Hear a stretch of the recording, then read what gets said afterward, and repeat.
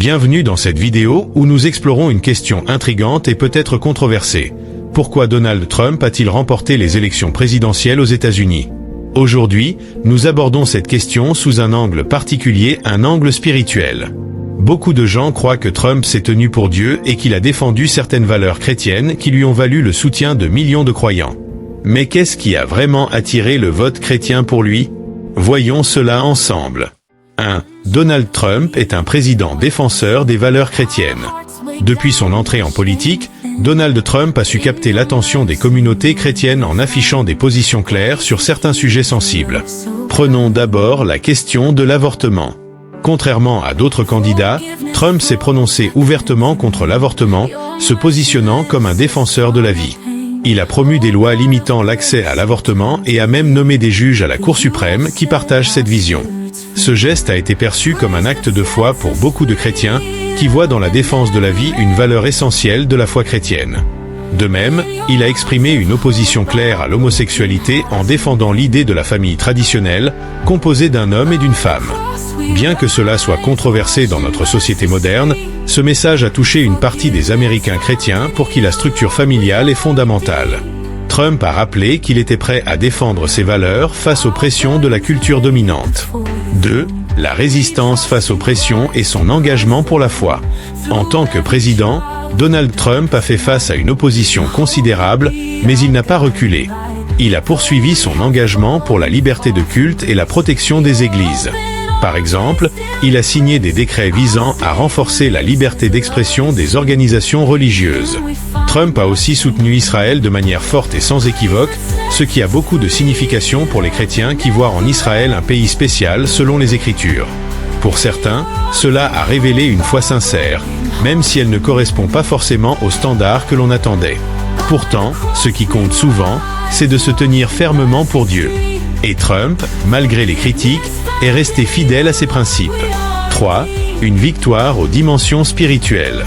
Alors, pourquoi Donald Trump a-t-il gagné? Certains diront que c'est dû à la politique ou à la stratégie, mais pour une grande partie de ses électeurs chrétiens, il s'agit d'un message divin. En votant pour lui, ils voyaient quelqu'un qui défendait leurs valeurs, même face aux critiques du monde. Pour eux, cette victoire représente une sorte de soutien divin aux valeurs bibliques et à ceux qui les défendent. 4. Donald Trump s'est souvent positionné contre les guerres inutiles et coûteuses, affirmant que la paix doit primer sur les conflits. Il a exprimé à plusieurs reprises son désir de mettre fin aux bains de sang, notamment en Ukraine et en Palestine. Trump a souligné que les guerres prolongées ne font qu'entraîner davantage de souffrances pour les civils innocents, provoquant des pertes humaines et des crises humanitaires dévastatrices.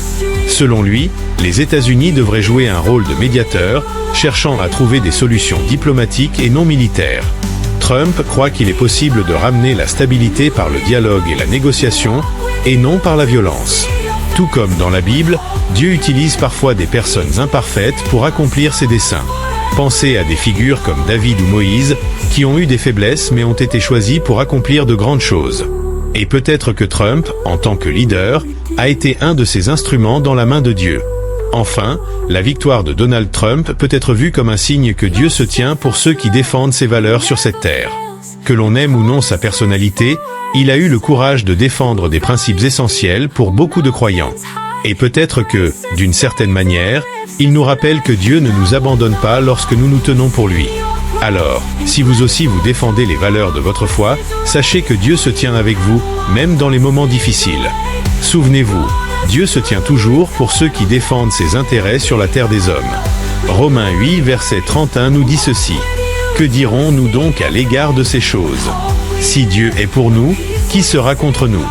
Je te le confirme, si Dieu est pour toi, nul ne tiendra devant toi, tant que tu vivras.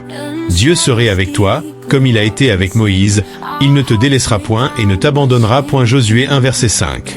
Merci d'avoir regardé cette vidéo. N'oubliez pas de liker, de partager et de vous abonner pour ne rien manquer de nos prochains contenus. Que Dieu vous bénisse. Your mercy lifts us from our pain. Oh,